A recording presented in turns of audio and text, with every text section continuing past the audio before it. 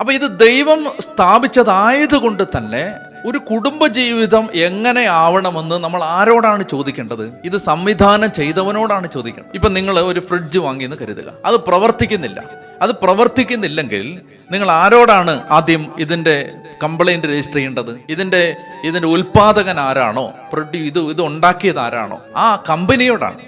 ഇപ്പൊ നിങ്ങൾ ഉപയോഗിക്കുന്ന ഒരു ഫോണ് സാംസങ്ങിന്റെ ഫോണാണ് നിങ്ങൾ ഉപയോഗിക്കുന്നതെങ്കിൽ അത് കേടായാൽ നിങ്ങൾ സാംസങ്ങിനോടാണ് പരാതി പറയുന്നത്, അല്ലെങ്കിൽ സാംസങ്ങിലാണ് ഇതിന്റെ ഈ പ്രശ്നത്തിന്റെ ഉത്തരം, ഇതിന്റെ പരിഹാരം നിങ്ങൾ അന്വേഷിക്കേണ്ടത്, അല്ലേ?